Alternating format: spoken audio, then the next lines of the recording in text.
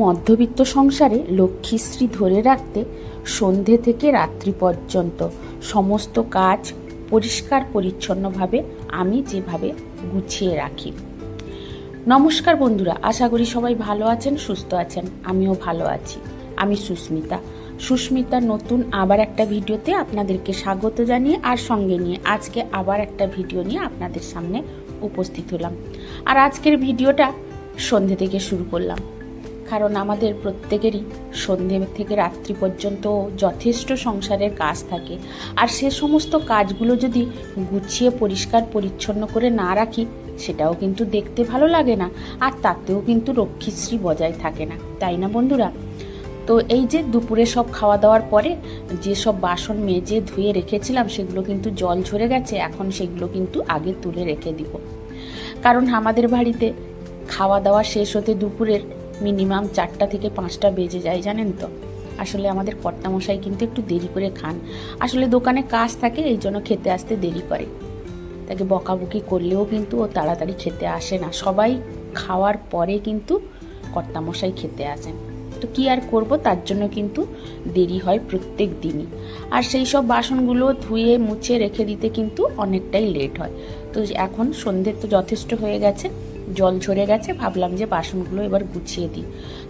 আর এই কাজগুলো কিন্তু আমি সন্ধে দিয়ে এসে তারপরে আরম্ভ করি। তো কোনো দিন হয়তো সন্ধে দিতে যাওয়ার আগে চাটা করে নিয়ে কর্তামশাইকে দিয়ে আসি আর নিজেও খেয়ে নিই। কোনো দিন আবার একটু সন্ধে দিয়ে এসে তারপরে করি। তো আজকে কিন্তু সন্ধে দেওয়ার আগে কর্তামশাইকে চা দিয়ে গেছিলাম, আমিও একটুখানি খেয়েছিলাম। আমি চা খাই, খুব একটা যে বেশি খাই তা নয়, অল্পই চা খাই। তো তারপরে কিন্তু মেয়ে বলছে, মা আমি একটু কফি করব, খাবে? তো আমি বললাম ঠিক আছে কর, খাবো। তো কিন্তু কফি করছে আর কি করছে জানেন, আলুর ফিঙ্গার চিপস বানাচ্ছে। তো সব কিছু নিজেই রেডি করে ও করছে, আর আমি এদিকে কিন্তু বাসন আরও আছে মেজে নিচ্ছি। মানে চা খাওয়ার পরে যেসব বাসন বেরিয়েছে সেগুলো ধুয়ে মুছে নিচ্ছি। আর ওইদিকে মেয়ে কিন্তু এক একটা জিনিস করছে আর আমাকে এদিকে দিচ্ছে যে তুমি মেজে দাও। তো ওই জন্য কিন্তু আমি বাসন মাজতেই আছি, আর মেয়ে এদিকে কিন্তু কফি বানাচ্ছে, আর ওইদিকে আলু চিপস করবে বলে ফিঙ্গার চিপস ওইগুলো সব রেডি করছে। তো আমি বললাম ও ওদিকে রেডি করুক, আমি এদিকে বাসনগুলো মেজে ধুয়ে কমপ্লিট করে নিই। কারণ আমার বাড়িতে সারা দিনই বলতে গেলে বাসন কম বেশি বেরোতেই থাকে, যে কোথা থেকে এত আসে আমি নিজেও বুঝতে পারি না। আমার আগের ভিডিওতে অনেকেই কমেন্ট করে জানিয়েছেন যে আমার কাঁটা চামচ রাখার আইডিয়াটা কিন্তু অনেকেরই পছন্দ হয়েছে বা ভালো লেগেছে। তো তাদেরকে অনেক অনেক থ্যাংক ইউ। ভালো লেগেছে শুনে, আমারও ভালো লাগলো। আসলে আমরা কেউ কিন্তু সবটা জেনে আসি না, কিছু দেখে শিখি, কিছু শুনে শিখি, তাই না? আর অনেক সময় কিন্তু নিজের মাথা থেকেও আইডিয়া বেরিয়ে আসে একটু একটু। তো এটা কিন্তু প্রত্যেকেরই ক্ষেত্রে হয়, তাই না? তো আমিও সেইভাবে চেষ্টা করি। আসলে আমার একটু সংসারের কাজের দায়িত্ব আলাদা, এক্সট্রা কাজ করার মতো সময় অনেকটা কম পাই। তাছাড়া আমার যেহেতু থাইরয়েড আছে, আমি কিন্তু অনেক সময় কাজ করতে করতে হাঁপিয়ে পড়ি, বা আমাকে 1তলা 2তলা 3তলা এই সারাদিন করতে হয়, যার জন্য কিন্তু অনেকটাই পরিশ্রম হয়ে যায়। আর অনেক সময় কিন্তু আমি অক্লান্ত পরিশ্রম হলেও কিন্তু আমি কাজ করতে থাকি। আবার মাঝে মাঝে কিন্তু মন খারাপ হয়ে গেলে না, তখন কিন্তু কাজ করতে ইচ্ছে করে না, তাই না বন্ধুরা? অনেক সময় মন তো খারাপ হয়। ছেলেটাকে একটা বাইরে রেখেছি, পড়াশোনা কি করছে না করছে জানি না, বাড়িতে একটু পারিবারিক সমস্যা আছে, মানে নিজেদের মধ্যে না, অন্যান্য অনেক রকমের প্রবলেম তো থাকেই, তাই না? তো এইসব কিন্তু চিন্তা করতে গেলেই কিন্তু মানসিক দিক থেকে আমি খুবই ভেঙে পড়ি। তো সেই জন্য কিন্তু আমি ইউটিউবে আসা, আর প্রত্যেক দিন জানি ভালো করতে পারি না, তবেও চেষ্টা করি যেরকম পারি একটু আপনাদের সঙ্গে শেয়ার করা। তো যাই হোক, যতদিন পারবো আমি চেষ্টা করব দেওয়ার, একটা ছোট হোক আর বড় হোক ভিডিও কিন্তু প্রত্যেক দিন আমি দেওয়ার চেষ্টা করব। তো দেখুন, আপনাদের সঙ্গে গল্প করতে করতে মেয়ের কিন্তু আলুর ফিঙ্গার চিপস ভাজা হয়ে গেছে, আর আমি তার মধ্যে দিয়ে দিলাম কিন্তু পেয়ারি মশলা, আর একটু দিলাম চাট মশলা, আর দিচ্ছি বিট লবণ। এই দিয়ে কিন্তু মাখিয়ে দিব, খেতে ভালো লাগে। আসলে এটা ভাজার সময় না প্রচণ্ড তেল খায়, তেল টানে, তো তার জন্য কিন্তু এটা খাওয়া আমি একদমই পছন্দ করি না। প্রচুর পরিমাণে মানে আলু পুরো তেলে ছাঁকা মানে কি হয় ব্যাপারটা আপনারা নিশ্চয়ই বুঝতে পারছেন। তো এই জন্য মেয়ে কিন্তু মাঝে মাঝে বলে, আমি করে দিই না। তো আজকে অনেক দিন পরে যখন বললো, আমি বললাম ঠিক আছে তুই কর না হলে। তো সেই জন্য সে করলো। আর খেতে তো ভালো লাগে অবশ্যই, তবে শুধু এই তেলের জন্য খাই না। তো যাই হোক, আমি ওইদিকে একটু পায়েসও হাঁড়িতে বসিয়েছি। আসলে মায়ের কাছে কালকে গেছিলাম, মা একটুখানি দুধ দিয়েছিল। আর মায়ের ওইদিকে গ্রাম, তো গ্রামের দুধ যারা দেয় তারা কিন্তু অনেকেই খাঁটি দুধই দেয়। আর মা যার কাছ থেকে দুধটা আনে, ও দুধটা কিন্তু খুব ভালো। আমাকে যখন মা একটুখানি দুধ দেয়, আমি কিন্তু এনেই বাড়িতে পায়েস বসিয়ে দিই, জানেন তো। সেটা কিন্তু আর আপনাদের সঙ্গে সবসময় শেয়ার করা হয় না, কিন্তু আমি এখন সপ্তাহে একবার করে পায়েস করছি। মানে কি বলবো, হাতের মুঠোয় এক মুঠো চাল নিয়ে পায়েস মানে বানাচ্ছি। তাহলে কতটুকু বুঝতে পারছেন।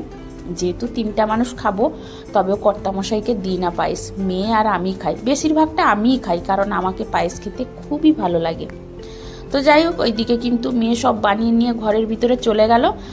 আমি কিন্তু ওভেনের চারিদিকটা ভালো করে ক্লিন করে নিচ্ছি, কারণ তেল ছিটে চারিদিকে কিন্তু পড়েছে। আর তেলে ছাঁকা জিনিস মানে চারিদিকে তেল কিন্তু ছিটিয়ে পড়ে, তাই না বন্ধুরা। তো সেই জন্য কিন্তু আমি ভালো করে একটু পরিষ্কার করে নিলাম। আর যা বাসন কোসন বেরিয়েছিল সেগুলোও কিন্তু পরিষ্কার করে মুছে ধুয়ে রেখে দিলাম। তারপরে গ্যাসটাও তার সঙ্গে মুছে নিলাম, কারণ চারিদিকে বাচ্চারা যখন কিছু করে তখন কিন্তু আমাদের থেকে তো তারা বেশি ম্যাসি করে ফেলে সব দিকটা, তাই না। তো যাই হোক, ওদেরকে বারণ করি না, তো আমার একটু কষ্ট হয়। তো কিছু করার নেই, ওদেরকেও শেখাতে হবে একটু একটু করে। আর আমার মেয়ে কিন্তু করে, মাঝে মাঝে করে। কেক তো খুব ভালো বানায়, তবে এখন পরীক্ষার জন্য টাইম পাচ্ছে না, যার কারণ টিউশন থাকছে বেশি সময়, তো সেই জন্য এখন কিছু বানাচ্ছে না। আর অনেকেই কিন্তু আমাকে কমেন্ট করেছে যে আমি অনেক রকমের রান্না জানি। হ্যাঁ বন্ধুরা, আমি অনেক রকমের রান্না জানি। আগে তো প্রচুর প্রচুর পরিমাণে রান্না করতাম, মানে প্রত্যেক দিনই আলাদা আলাদা করে করতাম। তো তখন যদি আমি ইউটিউব চালাতাম, তখন কিন্তু আমি ভালো ভিউজ পেতাম বা ভালো হয়তো কিছু করতে পারতাম। তাই যেসব বন্ধুরা আমার ভিডিও প্রত্যেক দিন দেখেন আর সুন্দর সুন্দর কমেন্ট করে আমাকে উৎসাহিত করেন, মোটিভেট করেন, তাদের কাছে আমার একটাই রিকোয়েস্ট, আপনারা একটু আমাকে সাজেস্ট করুন যে আমি এই চ্যানেলটা বন্ধ করে দিব না চালিয়ে যাব, না একটা কুকিং চ্যানেল চালু করব। আপনারাই বলেন। আপনাদের কিন্তু কমেন্টের অপেক্ষায় আমি থাকলাম। তো যাই হোক, এই যে মেয়ে আর আমি কিন্তু চিপস, কফি আর তার সঙ্গে একটু পাঁপড় ভেজেছিলাম। আর এই পাঁপড় ভাজা কিন্তু আমাকে তেলে ছাঁকার থেকে এরকম সেঁকে খেলে কিন্তু ভালো লাগে টেস্ট। আর তেলে মানে ভাজলে তো কতটাই তেল টেনে নেয় পাঁপড়, সেটা তো আমরা প্রত্যেকেই জানি। তো এইভাবে কিন্তু সেঁকে খেলে উপকারও হয়, কোনো গ্যাস অ্যাসিড কিছুই হয় না, আর তেলও কম খরচা হয়, আর এতে কিন্তু বিকারও কিছু হয় না। তো আর রাতের খাওয়া দাওয়া কিন্তু আমার হয়ে গেল। বাকি থাকলো মেয়ে আর তার বাবা, ওদের জন্য রুটি করে দিব, তরকারি আছে, ওরা খেয়ে নেবে। তো তার জন্য কিন্তু রাত্রে বেশি খাওয়া দাওয়ার ঝামেলাটা আজকে নেই। তো যাই হোক, খাওয়া দাওয়া করে কিন্তু আমাদের বিছানাটা ভালো করে টান টান করে পেতে নিলাম। আর তারপরে কিন্তু ঘরটা মুছে নিচ্ছি, মানে 2টো বেডরুম কিন্তু এই রাত্রেই আমি মুছে নিই বন্ধুরা, কারণ দিনের বেলায় না এত গরম হয়, একদমই মুছতে পারি না। ওই রান্নাঘর আর ছোট রুমটা দিনের বেলায় মুছে নিই, রাত্রে এই বেডরুমগুলো মুছে নিই। আর রাত্রে হলে একটু ঠান্ডা যেহেতু লাগে, তো মুছতেও আরাম লাগে। তো সেই জন্য কিন্তু আমি চেষ্টা করি এখন এই গরমে রাত্রে রুমগুলো মুছে নিতে। আর মেয়ে বলল, মা আমি বেডরুমটা একটু চেঞ্জ করব, মানে বেড কভারটা। তো আমি বললাম ঠিক আছে, তুই একটু ভিডিও করে দে, আমি নাহলে চেঞ্জ করে দিচ্ছি। তো ও ভিডিও করছে, আমি চেঞ্জ করে দিয়ে কিন্তু মুছে নিলাম রুমটা। আর তার সঙ্গে আজকের ভিডিওটাও শেষ করলাম বন্ধুরা, কারণ এর পরেও আমার অনেক কাজ আছে। কর্তামশাই খায়নি, তাকেও খেতে দিতে হবে, আর তারপরে তো অন্যান্য কাজ আছে। তো তাহলে আজকের মতো আপনাদের কাছ থেকে বিদায় নিলাম, চলে আসবো কালকে নতুন আবার একটা ভিডিও নিয়ে।